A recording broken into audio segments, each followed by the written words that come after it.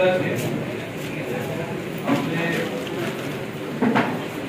महाविकास आघाडीचे उमेदवार चंद्रकांत पाटील यांच्या प्रचाराच्या निमित्ताने उपस्थित असणारे महाराष्ट्राच्या विधान परिषदेचे सन्माननीय सदस्य ज्येष्ठ नेते सन्माननीय अनुराधा लाड, इथे उपस्थित असणारे या तालुक्यातील काँग्रेस, राष्ट्रवादी काँग्रेस पक्ष, शिवसेनेचे सर्व कार्यकर्ते, उपस्थित असणारे जिल्हा परिषद, पंचायत समिती, ग्रामपंचायतीचे आजी माजी सदस्य, सरपंच, सर्व आमच्या माता भगिनी बंधू वेळ मला झालेला आहे आणि यापुढे आणखी 30 गावांच्या बैठका ह्या आम्हा सर्वांना उमेदवारांकडून करायच्या आहेत.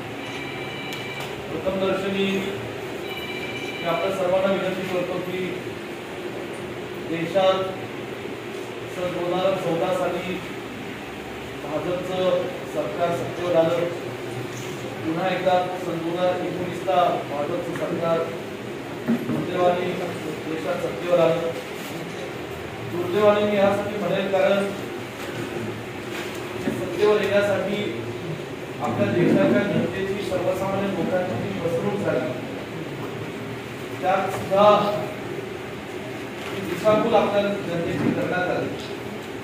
अनेक स्वप्न दाखवली, अनेक वचनं दिली, परंतु ही स्वप्न दाखवल्यानंतर या स्वप्नांचा भंग झाला. दिलेली वचनं ही पाळली गेली नाही. जे काही आमिष दाखवली ती आमिष म्हणूनच राहिली. अशा प्रकारचं कामकाज 10 वर्षात केंद्रामध्ये सत्तेत असलेल्या भाजप सरकारने आमदारांनी अत्यंत सविस्तर पद्धतीने अनेक विषयांवर त्यांचं मनोगत भावना व्यक्त केलेल्या आहेत. महागाई, बेरोजगारी कदाचित आपल्याला सांगली जिल्ह्यामध्ये, पश्चिम महाराष्ट्रात फार जाणवत नाही, कारण इकडे सहकाराचं आहे. सहकार, शिक्षण हे सगळं पहिल्यापासून काँग्रेस पक्षाच्या विचारातून या मातीतून झालेल्या अनेक नेत्यांची या दोन्ही जाळ्यांची उभारणी केली हे कदाचित त्यामुळे आपल्याला जाणवत असेल. परंतु महाराष्ट्रात आणि देशात अनेक मोठ्या प्रमाणात तरुण आणि मोठ्या आशेने रोजगारासाठी या ठिकाणी तडफडत होती. महाराष्ट्रातला रोजगार जाणीवपूर्वक उद्योग हा गुजरात या राज्यामध्ये देण्यात आला आणि गुजरातमध्ये देत असताना सुद्धा आपल्या महाराष्ट्राचे महायुतीचे नेतेगण हे कुठेही काही न बोलता त्याच्या गप त्या ठिकाणी शांत राहिले. आज देशामध्ये जे काही घडतंय, शेतकऱ्यांची अवहेलना होती, महिलांची अवहेलना होती, एखाद्या व्यक्तीची जात आणि धर्म बघून त्याला किती प्रेमाने वागणूक द्यायची, सन्मानाची वागणूक द्यायची याचा विचार केला जातो, किती त्याला न्याय द्यायचा ह्याचा विचार केला जातो. केंद्रीय यंत्रणांचा गैरवापर करून आज लोकशाही ज्या ठिकाणी आज संपवण्याचा प्रयत्न सरकारचा चालू आहे. निवडून आलेल्या जनतेतून, ज्या राज्यातून वेगळ्या पक्षाचे मुख्यमंत्री म्हणून झालेले लोक, अरविंद केजरीवाल असतील, हेमंत सोरेन असतील, अशाही लोकांना जेलमध्ये टाकून कुठेतरी लोकशाही संपवण्याचं काम आज सत्ताधारी पक्ष करतो.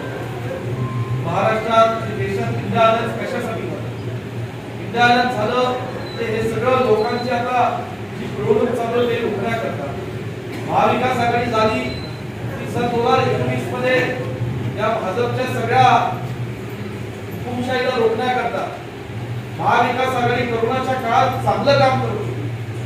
काँग्रेस, राष्ट्रवादी, शिवसेना एकत्रितपणे कोरोनाच्या कालावधीत लोकांचं आरोग्य सेवा चांगलं देत होती, प्राण्याचं संरक्षण करत होती. हे सगळं चांगलं भोगलं नाही. पहिलं शिवसेना पक्ष फोडला, राष्ट्रवादी काँग्रेस फोडला आणि महाराष्ट्राच्या राजकीय संस्कृतीला कधी नव्हे तर असं गालबोट सुद्धा पुरापुरीचं त्या महायुतीच्या सत्ताधारी नेत्यांनी लावलं. आज सांगली जिल्ह्याच्या जागेबाबतीत माझी भूमिका काय ही सर्वांना माहिती. मी अत्यंत परखडपणे, प्रामाणिकपणे एक जिल्ह्यातला काँग्रेसचा कार्यकर्ता म्हणून, आमदार म्हणून जिल्ह्याला काँग्रेस पक्षाचं चिन्ह, हाताचं चिन्ह मिळावं त्याच्यासाठी प्रयत्न केला. परवाच्या सांगलीच्या सभेत माझ्या ज्या काय भावना मी व्यक्त केल्या जातात त्याच्यावर अधिक खोलवर जाऊन मी या ठिकाणी बोलणार नाही.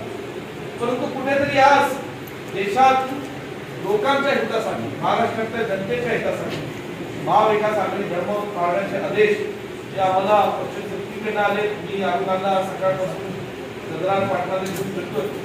चंद्रकांत पाटील नौके उमेदवार आहेत. तेही सर्वसामान्य शेतकरी कुटुंबात जन्माला आले.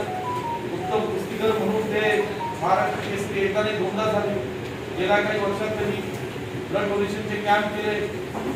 ग्रामीण भागात शेतकऱ्यांना प्रसिद्ध असणारा आवडणारा बैलगाडी शर्यतीचा कार्यक्रम केला आणि असे कोरी पाठी घेऊन तुमचा आशीर्वाद घेण्यासाठी समोर आले.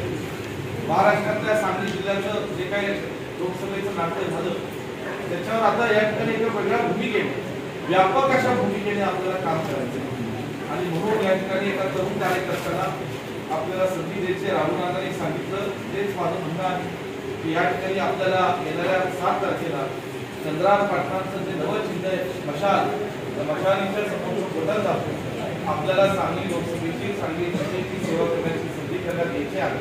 हीच विनंती करण्याकरता राष्ट्रवादी आणि काँग्रेस आणि शिवसेनेच्या कार्यकर्त्यांनी आम्ही इथे आलेलो आहोत. ही सगळी मंडळी मोठ्या संख्येने इथे उपस्थित राहिला त्याबद्दल तुमचे मनापासून इथे धन्यवाद मानते आणि येणाऱ्या 7 तारखेला पुन्हा एकदा चंद्रकांत पाटील आणि मशालाच्या चिन्हासमोरचं बटन दाबून आपण त्यांना आपली सेवा करण्याची संधी द्यावी. बोलत थांबतो. जय हिंद.